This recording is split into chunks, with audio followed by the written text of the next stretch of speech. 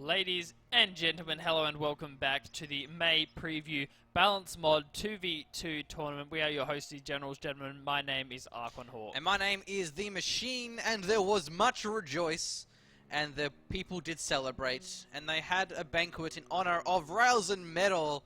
We are glad to be here. One of the best 2v2 maps in, I think, everyone's opinion. It's a classic Co1 map. It's nice and open. It's still a bit narrow, but there's still, as you can see, there's a fair bit of flanking routes. There's a lot of stuff can happen. So today we're going to have the other semi-final. It's going to be NexusNemeSiS as our British and RunningDuck as the US.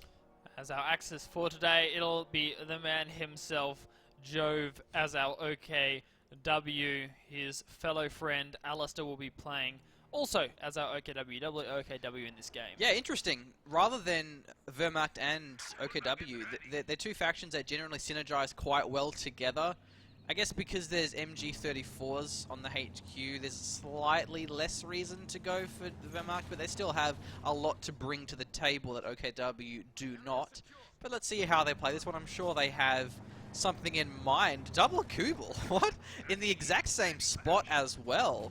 Interesting. Okay. Loving this. Right. I'm a fan of strats machines. Strats are a thing I'm a fan of. And it's cool, and this could definitely work. See, an individual squad will do well against a Kubel wagon, can force it off from behind cover, but against two Kubel wagons, not so much. It prevents him from getting the cover, and remember, he was the south side.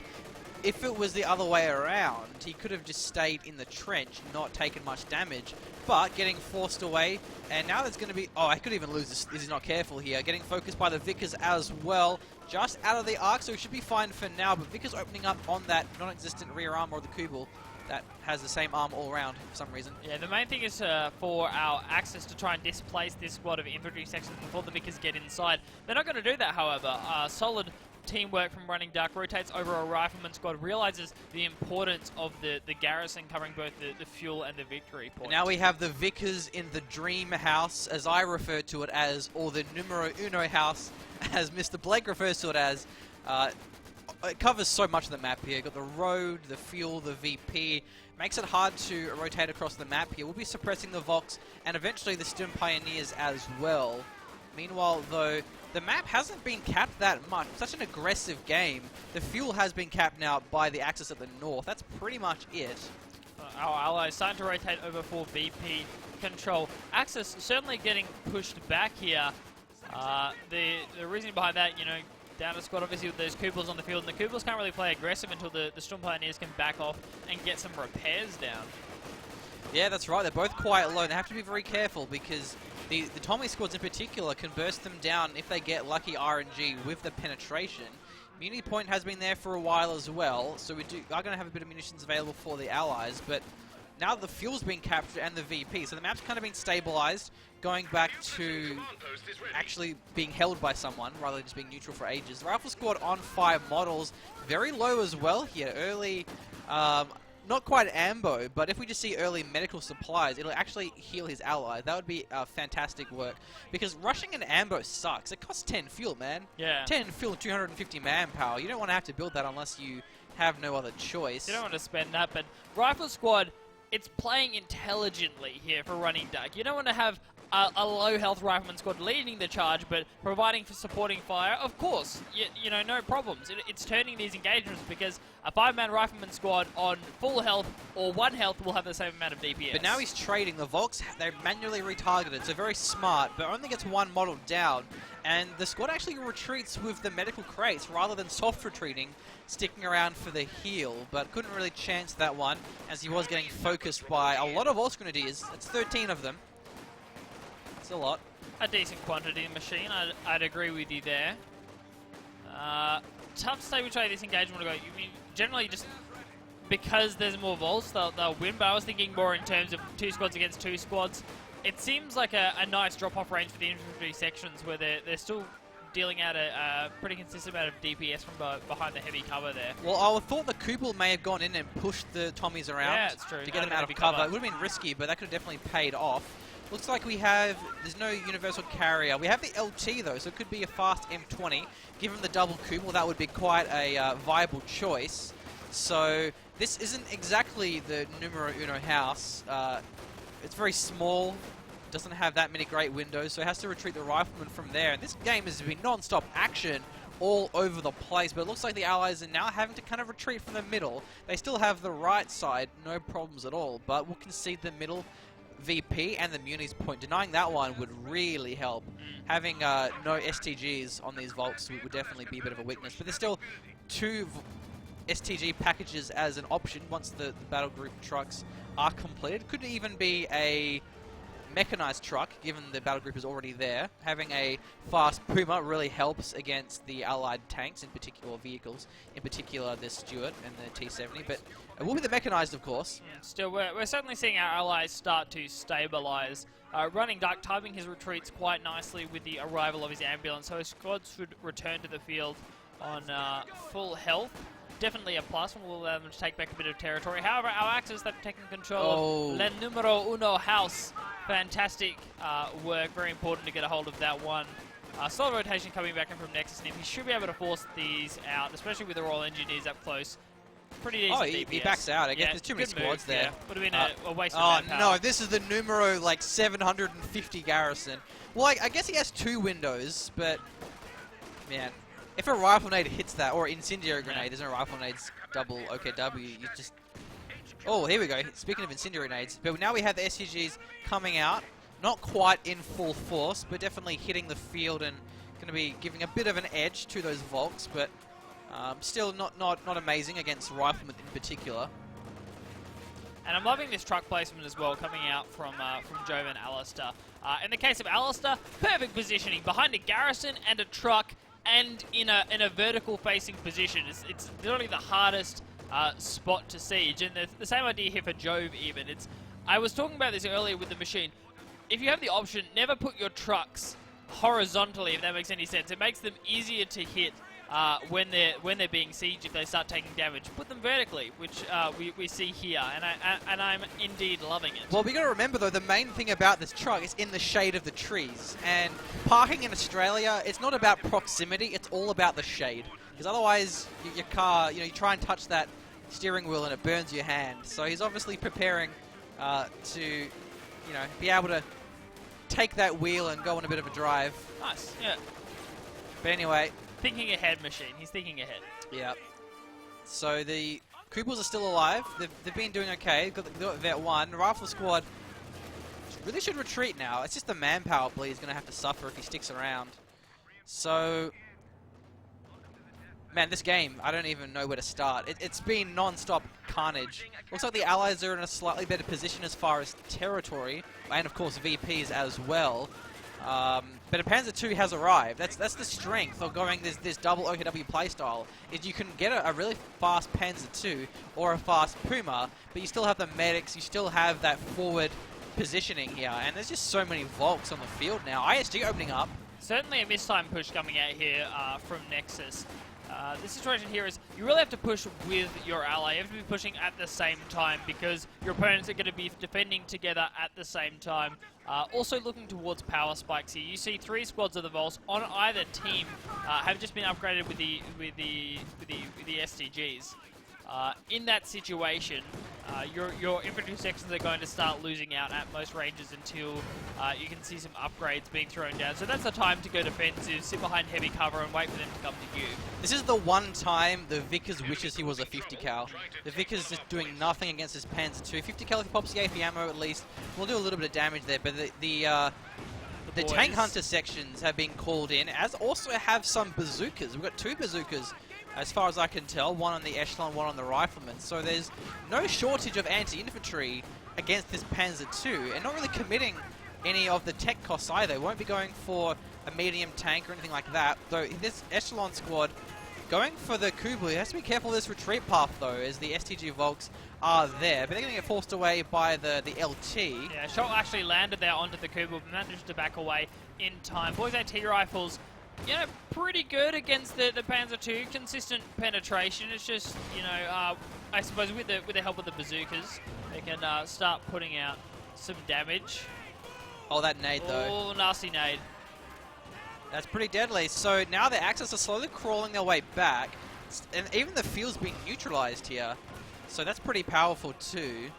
Another nade, there's just no shortage of nades, but looks like Alastor's finally reached the bottom of his munitions cache, I guess. Barrel. I would have gone with Barrel. Barrel. Yeah. Barrel of munitions, yeah.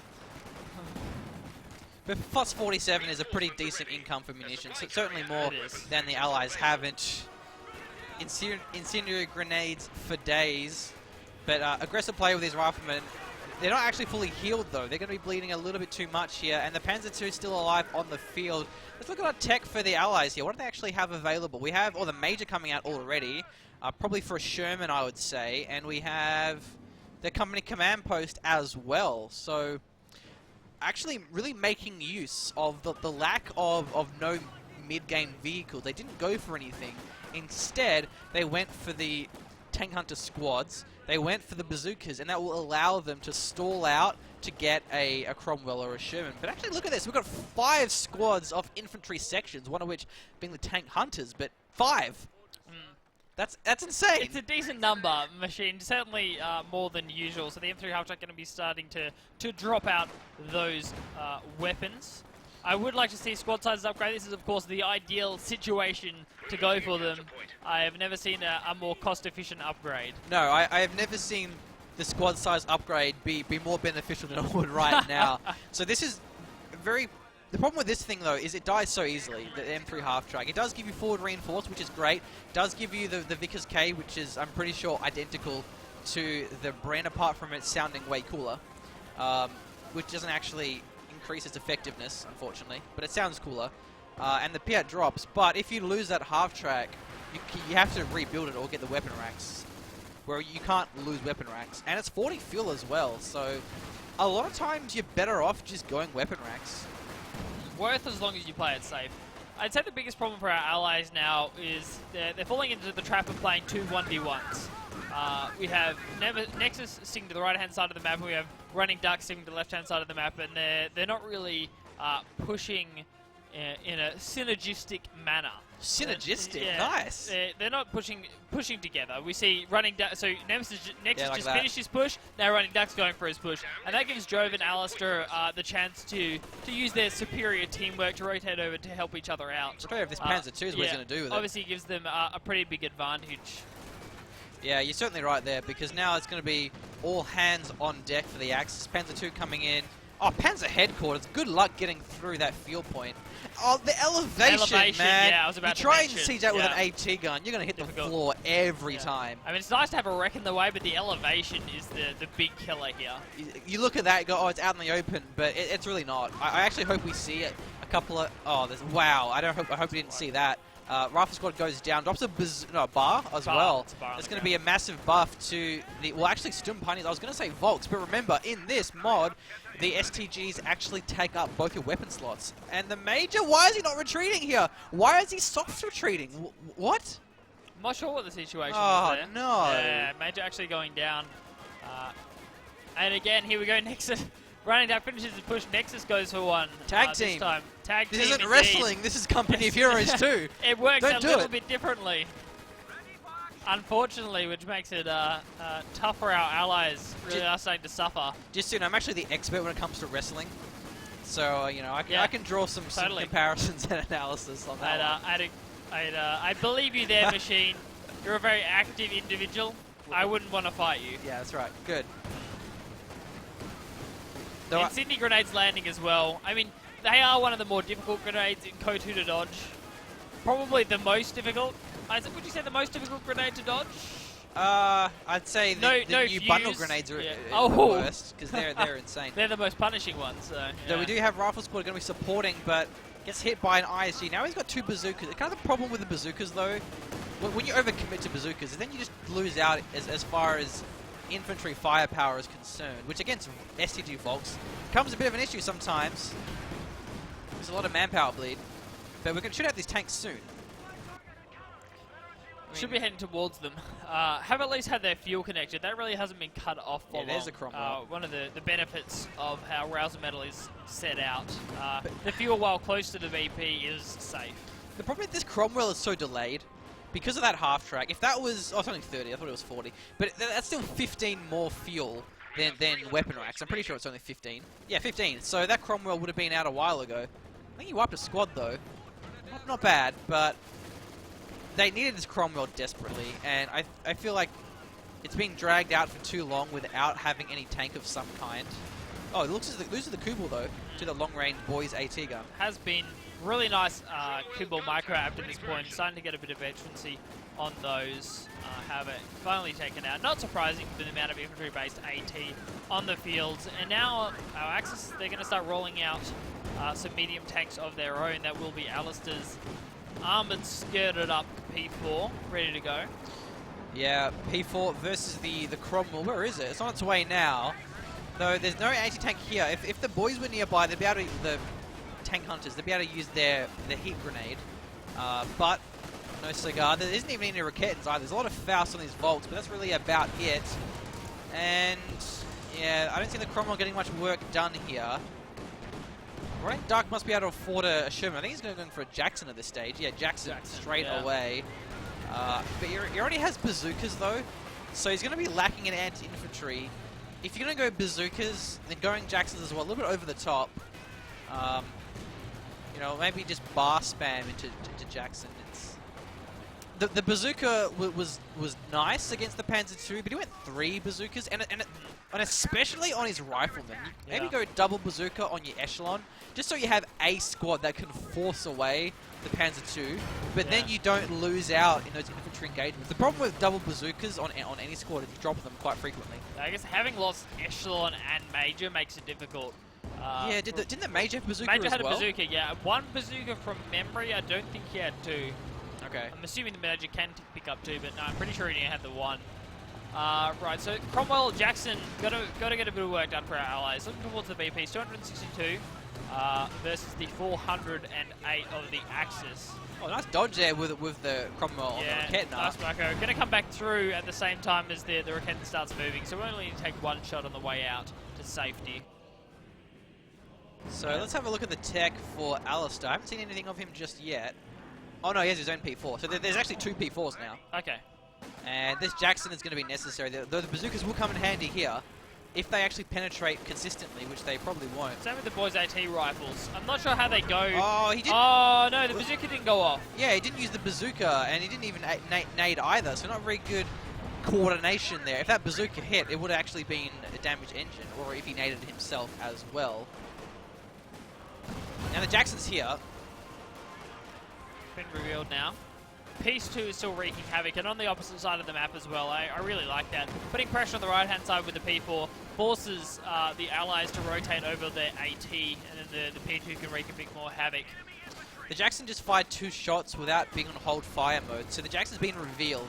If possible, you want to avoid revealing your tank destroyers, because not only does then it give your opponent time to build some more AT, it also then, if you reveal your tank destroyer, your opponent won't overextend, where previously, if the Jackson wasn't revealed, maybe the P4 would have dived in after a wipe or something and got caught. Or even baiting with the M3, that's another option as well. Yeah, that's true. Baiting with that. The half track is such a juicy target to bait with. Where is it? It's pretty far back. Where it should be, I suppose. Though having the forward...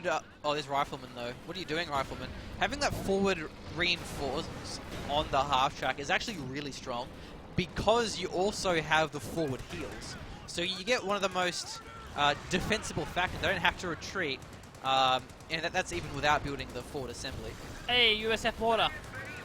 Oh, really? Yeah, the dream. What's it Yay. called now, though? It's the 81 mil. Oh, it dies, 81 though. mil. As it I'm just glad someone dies, bought yeah. it. Yeah. Because no one's bought it today so far. And this could be a dead squad here. Oh, Oh, certainly. loses it. Vet 3, and he didn't. He had the Vickers 2. And that's rough. Certainly is machine. Yeah, looking very rough for our allies here. That is such a fantastic early game as well. Early game, but the mid game sucked. Yeah, first 10 minutes. Yeah, the mid game was pretty bad. Yeah, the first 8 minutes or so was great. Solid rotations, good positioning, and then I've just kind of split up and lost some of their teamwork. That's just because they didn't go vehicles. Allies are so momentum based. You have to put the pressure on against Axis by building those medium tanks. The Stuart, AC, and not so much because it's more of a anti-vehicle tank. But the Stewart in particular, and he went LT, so he could have gone M15, the M20. He had a few options, and that would have really forced him away, forced the Axis away. It gives him a good spot to be in, but they didn't go for that. And I guess their plan was to rush out the tanks, and they didn't really come out in time. And part of that is because they went the weapon racks, but then it's kind of a catch-22, because you need weapon racks to hold off against the Panzer II, but then it delays your tanks, so I don't know, it's kind of hard to say, but either way here, it looks like the Allies ran all out of momentum. They stuck on these the bazooka riflemen.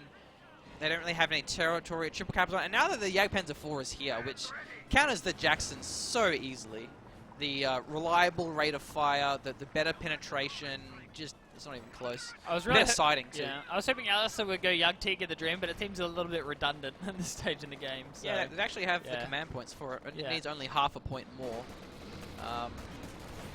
You can't crush with Jacksons anymore. No, you can't. They're not a heavy. Yeah, no, only heavy vehicles you can crush after this change. So you can push them around. It gets Fausted now, so yeah. No rotation coming in from the Jagdpanzer IV though. Oh, people's moving now. Might see him go for this one. He's going along the road actually. Seems to be going pretty deep here. There's going to be a Crocodile eventually, but the Crocodile against the Jagd Tiger. And neither of our OKW have locked in a commander. They don't need to. They can go for a King Tiger even if they wanted to. It's going to be the elite armor. Yeah, this is not working at all. They're engaging against heavy cover. There's Event 3 Vickers though, but that's really all about it they have. Especially with the people there for support, you're just never going to win the engagement. Assuming you even could beat the infantry, you have to deal with the P4 after that. Okay, it's going to be a Faust though. Yeah, we'll actually connect for the snare. Nice timing there with the P4. Stone Pioneers forcing away this rifleman. This is just going to be a triple cap all the way to 0 VPs. Certainly seems that way, Machine. 101 left now for our allies. They are certainly getting desperate. NexusNemeSiS doesn't look like he will reach the Crocodile. Jagdpanzer IV is great against these Jacksons. Yeah, exactly. Oh, ouch. The mine wipe. Mined out. They do less damage, but they still will kill models if they're wounded. Definitely. And those models certainly were wounded with the squad below half health. I freaked out for a second because I thought we were in regular mode and not in the May balance back preview, but no. They didn't get a nade off either there. Oh man. But there's a Sturm Tiger. Using the mortar for the smoke to try and cap the VP. Nice try, but you can just attack ground. Here's the shot. Oh, there we go. There we go. Didn't get any squads. Yeah, though. right in the middle of the splitting rifleman squad. Solid micro coming in from RunningDuck. Avoiding that. And smoking off as well. Not quite in time, but it's still a... Oh, was in time as it turns out. Yeah, smoke coming down in time. Beautiful play. Jackson versus Jagdpanzer IV. It's not even close. You don't want to do it. Not even close. Not fun. Not fun. Allies now down to 50 points. Smoke clearing off, and all RunningDuck managed to find was the decap onto that victory point. Well, they may get this right point, but still charging into the STG and a Bastard Pioneer somehow behind the heavy cover. This is not going to go well for the Allies here. This is the ultimate several use squad here. Oh, look at the munitions! 450 munis. No nades either. No hammer or anvil for the gammon bombs even. Yeah, not spending. I guess he just really wants the Crocodile here. That's why. Yeah. But still no Artie coming in either. Yeah. Oh, and the mortar's not any kills. It makes me sad. Oh, really? That's probably because it was only just recruited. Yeah. Yeah, it's dead now. That's going to be the gang, I think, fortunately. Yeah, looks like it's going to be it. Jove and Alastor just not really making any mistakes here. Very top tier players, though. So, I think they lost one squad, and that was about it.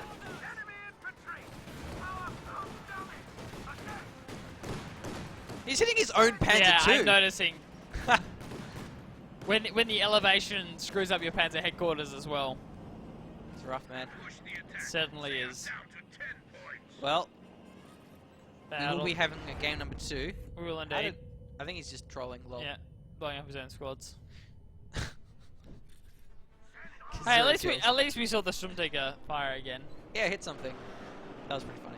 Good stuff. All right, well, I'm not sure why they didn't surrender, but that's going to be game over anyway. 408 VPs does matter in the best of 3 series, so now we're going to have a repeat of that, but it will be the teams reversed. So it's going to be Jove and Alastor as the allies, and yeah, man, what happened? What went wrong? Yeah, it was just not enough team synergy that we Yeah, have I think really that's the been main going thing. over today. In 2v2s, it is paramount that you have good team synergy, and we just weren't really seeing that. And just yeah, and that kind of snowballed into not enough light vehicle play, which the Axis certainly capitalized on. And I feel like the problem there was once that Panzer headquarters was established, there was no hope for them to get the Phil and the VP back. It wasn't even worth trying, and yet for some reason the US player kept throwing himself at that VP, and just why? You don't get it. You'd be better off either rotating to the right side to try to doubly secure it, or try and get the middle. You have to know your limits. There's just no way you're going to get that point back when it's locked down like that. At least not until they get a crocodile or at least just a Sherman and an AT gun or something. But he had an LT, so yeah. The double Kuba wagon was cool. It actually worked very effectively. Yeah, Yeah, it was a nice way to take control over the numero uno house, even if they did end up losing it, thanks to clever rotations. It was still an intelligent move. it Kuba was. wagon's not fantastic against garrisons, though. I mean, No. it certainly turned that engagement, but they're just out in the open. They do a decent amount of damage. 2 of them in particular will be able to take out the infantry section and force them away, but not against garrisons. The thing is, though, the north side doesn't have a big problem with that because the way the lorry is set up. I can't show you on the screen, but the fact that there's a lorry which gives full heavy cover to an entire squad. So unless it's an MG, you can just shoot out that house. If you have a squad of Tommies or riflemen... Finish my sentence, Blake. If you have a squad of Tommies or riflemen, it's pretty easy to force them outside of the garrison. Of course, the MG will still provide a lot of fire cover, even against the heavy cover. But in just a solid duel, you will win. Well, you'll do decently behind heavy cover. Of course, it does take a fair bit of time. It does give your opponent the opportunity to evacuate that house and put in fresh squads. It's certainly not easy to force squads outside of garrisons in the early game. So one thing we always talk about in Code 2, and when I say we, I just mean the community in general, we talk about metas in terms of what commanders to go, what sort of units to build, but there's like the meta. And that's just that as allies, you have to go light vehicles. In any stage, talk about any patch, any balance, any map, it's always the same. You have to go light vehicles. And it's just the way the faction's designed. The Axis having such camp potential with the MGs, the Raketans, the packs, all that defensive stuff, is if you give them territory and they can lock that territory down, it's very hard to break through that. And as a result, as allies, you have to keep the pressure on. And you can only do so with light vehicles. Unless you have like crazy sniper spam or something crazy like that. Or just lots of arty. But in terms of like mid-game, I'm talking about here. Mid-game, you need to force your opponent out of position, try and get wipes, deny them the key positions, and it's hard to do that if you don't build light vehicles. And, you know, you can try it, but it's probably not going to work, as we saw. Yeah. I'm not saying that it's impossible to play without building light vehicles. It's just the way that Code 2 is designed. Light vehicles are just an integral part of the matchups. I guess Brits is probably the exception because Brits are more like an Axis faction in terms of their camp potential, their lack of mid-game vehicles. So like Brits versus OKW or Wehrmacht are generally a bit more fluid in terms of there is a bit different play styles, but Soviets and Americans, you have to go light vehicles, man. Yeah. It's the way to go. Yeah, anyway. So the second game should be on its way to being started. Any other thoughts on that game, Blake? No, that covers pretty much everything. I think, Machine. I think the main thing now our Russian team, as it turns out, has to work on is their team synergy. They need to be... Russians? Sorry, the... Wasn't it a German team? Was it? Yeah, I think apparently the other team's German. Team Russia taking a 5... Ah, yeah, sorry. Russia's Jove. Russia is Jove, yeah, I forgot that Russia's Jove. So our German team, in fact, yeah. I was thinking about that, yeah. Needs to just work on their team synergy. Kind of model after Jove and Alastor. They work very well together. You can tell because it's just constant red and purple mixing in together. It's not separated to the individual sides of the map. And yeah, it's impressive. I feel like it's not only just in-game communication in terms of attack here. Okay, do this. Okay. It's also strategies. Like, you could tell that Jove and whoever it was, I forget his ally, but whoever the other Alastor. Russian, Alastor, of course. Yeah, Alastor, yeah. You could tell that they knew what they were doing. They both went Kubel. They both went to the right side. One of them built a battle group. One built a mech truck. They obviously had played before. They obviously had the map down. You could tell it was something they've been working on. Whereas the allies, yeah, it felt like they were just kind of improvising. They were taking it one step at a time, and that's kind of how you have to play on the back foot. And maybe there was a strategy. Maybe it works against not as strong players, but against the likes of Jove and Alastor, then it's going to be a little bit harder to actually pull it off. But that being said, though, if they had slightly more fuel, they would have got the Cromwell and the Sherman out pretty fast, and that would have been impactful. But yeah, it just wasn't soon enough. yeah, I'd agree with that, Machine. Good way to sum things up. It's hard for the Cromwell against the P4. Especially with the armored skirts and the fact that it's had its size increased. So Yeah, it's a pretty similar matchup. It goes towards the P4, but I think the main difference, it was the Shreks and now it's the Fausts. You have 4 or 5 Fausts, maybe a Stern Pioneer Shrek, against Brits that can't throw AT grenades. Yeah, I don't know. So the supporting AT is a little bit more trickier on the side of the Brits, unless you have Piats mixed in. There was the Tank Hunter infantry sections, but the AT rifles won't penetrate a P4. They have the nades, but that's about it.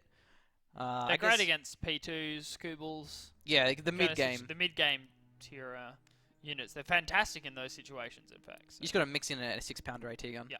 Oh, double Brits. Oh, man. Okay, here we go. I hope you like mortar pits. Well, I'm not going to say I'm not a fan of mortar pits, Machine. It's going to be a bit harder to use them on this map. Still, you will certainly see at least one.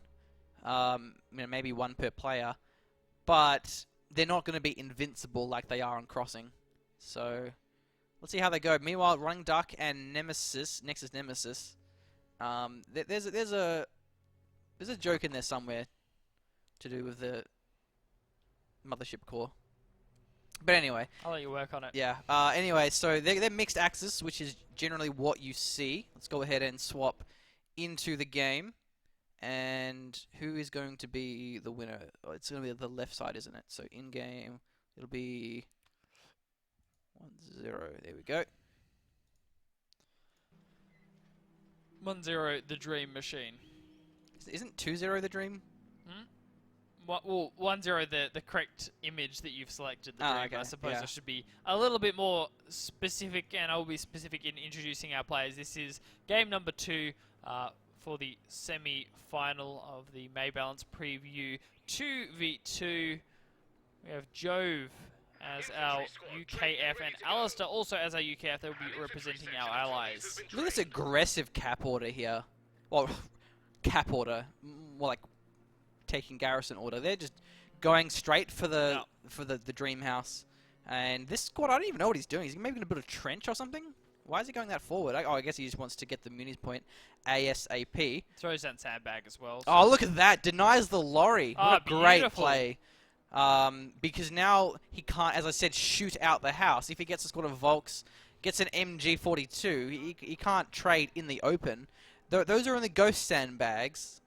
So you can shoot those out, but it takes a while. If he gets this house especially, man, what a great play by Jove. Once again, you can tell that Jove has played this heaps of times before. He's obviously worked... Oh, the negative cover on the MG as well. Oh, it's brutal. This is upsetting me on multiple levels. Yeah. Jove's play is... Oh, what an amazing player. I am both inwardly and outwardly wincing. That MG got absolutely owned, but Jove, well done, man. And now even the house can get taken too. The Pioneers will get the neutralized, but Pioneers what's are it in the going to middle achieve of here? 8 infantry section members. Oh man, That is certainly not the dream. Oh no! Get out of here. Prepare to be denied. Meanwhile, on the left side though, things aren't quite going as well for Mr. Alastor. There's a Kubel there, and there's some Volksgrens.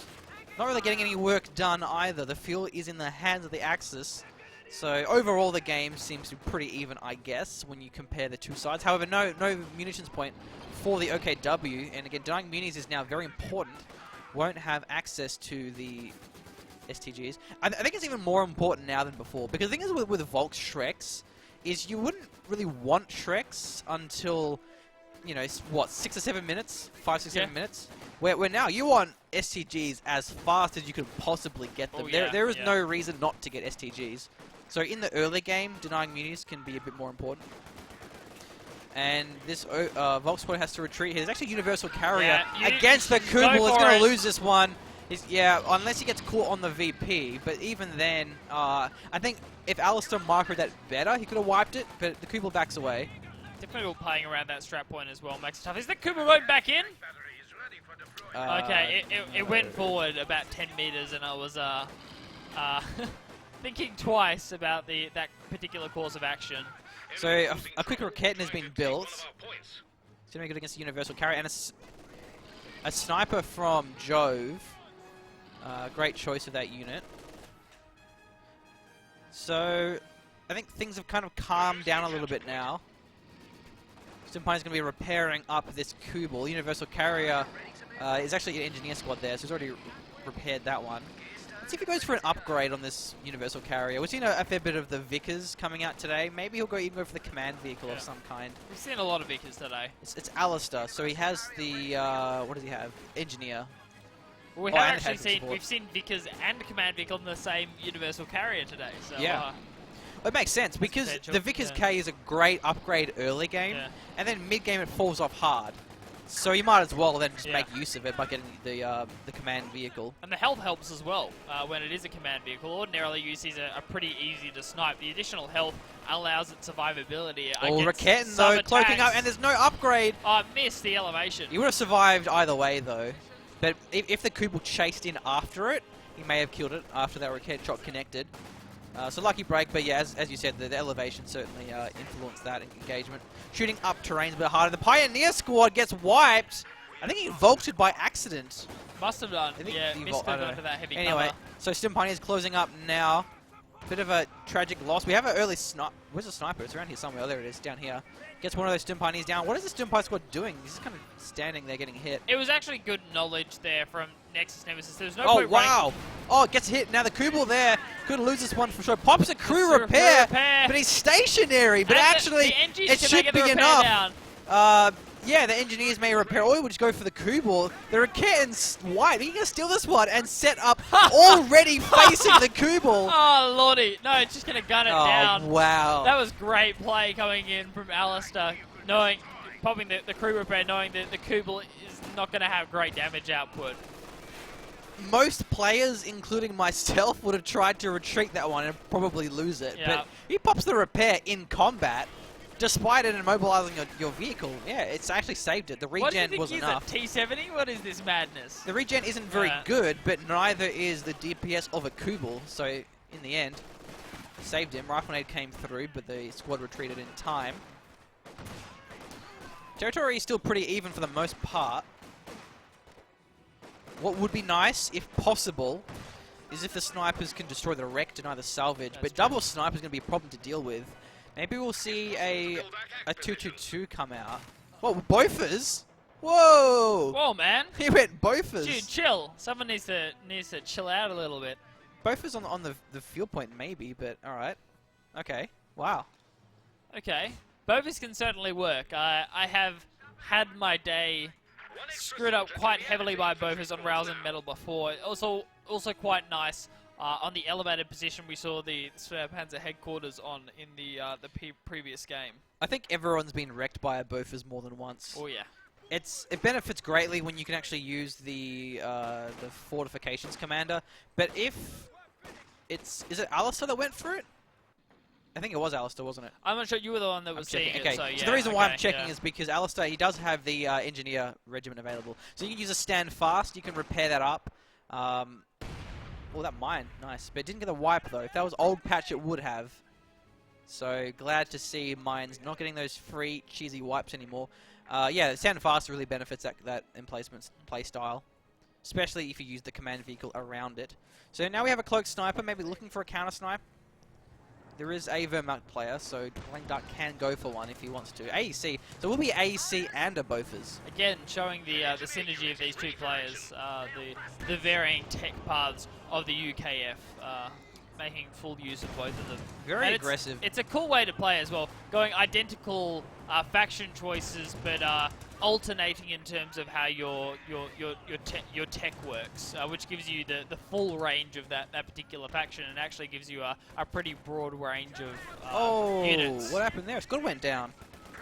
Dropped the LMG as well from the Grens. Yeah, RunningDuck lost a squad. So with this AEC, I think he's just looking for a sniper or something. Like there isn't really much reason for him to be that aggressive, but it will give him good recon. He's going to see a fair bit, and if there's a sniper nearby, it'll allow the counter sniper to come through. So I guess he's also just looking for harassment. You know, hey, why not? Any support weapon, why not go for it? So yeah, it's going to force him off. So good work there with the AEC. That's what I was saying earlier. Is as allies, you really want to be playing aggressively with those vehicles, getting your opponent out of position, because now there's going to be no chance for NexusNemeSiS to get a Panzer headquarters down on a great spot, plus it's denying income, which is obviously very important.